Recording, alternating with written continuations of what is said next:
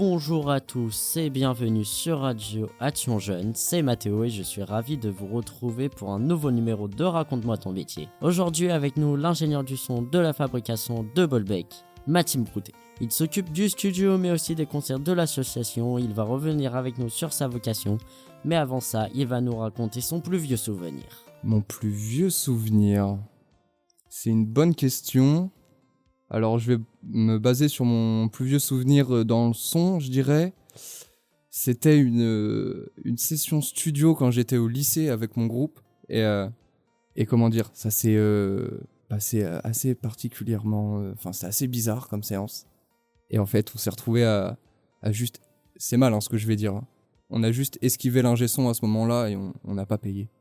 Évidemment, il y a plein de matériel dans son bureau, des câbles partout, alors il va nous décrire l'endroit où il travaille. Alors, nous sommes à la fabrication à Bolbec. Là, actuellement, on est dans la régie des studios. Donc, c'est mon bureau. C'est aussi là où je stocke pas mal de matériel pour la scène, etc. Il y a ma table son, il y a une superbe paire d'enceintes pour mixer, des instruments à droite à gauche et beaucoup de câbles. Comme tous les métiers des arts, ça paraît difficile de trouver un emploi. En tant qu'ingénieur du son, il nous dit tout et surtout où chercher. Alors, un ingénieur du son, en quoi ça consiste ? Alors, tu as plusieurs degrés d'ingénierie du son. Tu as des ingé sons comme moi qui, en fait, je suis plutôt régisseur son. La nuance, c'est que moi, je m'occupe des studios, je vais sonoriser des concerts, etc. Un ingé son, au sens strict du terme, c'est plutôt un acousticien. C'est quelqu'un qui va venir faire l'acoustique de ta pièce, qui va venir faire des mesures. Et là, on parle vraiment, c'est de la physique, c'est des maths, c'est beaucoup moins fun que faire des sons en concert. Facile d'en trouver, je ne pense pas, parce que les lieux où on a besoin d'ingé son, il n'y en a pas 10 000 non plus. C'est-à-dire qu'un studio, un ingé suffit. Ce qui est le plus intéressant, c'est plutôt d'être ingé son en accompagnant les groupes. C'est-à-dire, toute l'année, on accompagne un groupe et on le sonorise, etc. Gagner sa vie en tant qu'ingé son... Moi, j'ai de la chance d'être salarié en CDI, etc. Donc, ça va, enfin, j'ai aucun problème. Je connais des gens qui travaillent avec l'intermittence du spectacle. Donc là, c'est un nombre d'heures à faire sur une année glissante, etc. C'est beaucoup moins simple, je pense, ouais. Il a beaucoup de missions en tant qu'ingénieur du son. On va en apprendre un peu plus sur le sujet. Alors, à la fabrication, mes missions, c'est surtout de m'occuper du lieu des studios. Donc, ce soit d'accueillir les artistes, gérer les répétitions, le matériel, faire les concerts quand on en a, faire des enregistrements, du mix, de l'entretien de matériel, un petit peu de contact avec les musiciens. Et à côté de ça, je suis aussi, je vais faire des ateliers d'écriture dans les établissements scolaires.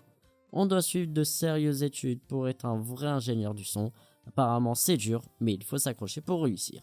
En théorie, il vaut mieux faire maths sup et ensuite aller chez Louis Lumière, etc. en termes d'école. Et là, on est un vrai ingé son bodybuildé. Moi, honnêtement, j'ai fait un bac littéraire. Ensuite, j'ai fait une formation d'1 an dans un studio professionnel à Rouen qui était Accès Digital. Et ensuite, je me suis formé sur le terrain avec beaucoup de bénévolat et un service civique aussi qui m'a mené à ce poste-là aujourd'hui. Un conseil à nous donner peut-être avant de nous lancer dans un métier pareil. Mettez-vous à fond dedans, faut pas compter les heures qu'on passe, et engagez-vous auprès d'une asso de quelque chose pour aller sur le terrain et vous former auprès de gens qui connaissent la chose et qui pourront vous montrer lors de concerts, etc. Et puis pour finir, il a choisi de nous présenter une machine qu'il utilise pour son travail. Un beau bijou parfois difficile à prendre en main. Ouais, alors ce qu'on a derrière nous, c'est une M32 live de chez Midas. Elle me sert autant en studio qu'en live. En effet, elle est impressionnante de prime abord comme ça. Il y a beaucoup de boutons, beaucoup de lumière, etc. J'ai mis quelques mois à vraiment la maîtriser. Honnêtement, je pense pas la maîtriser encore à 100%.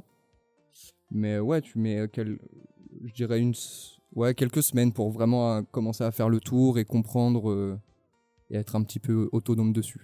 Merci à tous de nous avoir suivis, on se retrouve le mois prochain avec un nouveau métier. En attendant, retrouvez Radio Action Jeune sur Spotify, Amazon Podcast, YouTube et bien sûr radioactionjeune.fr.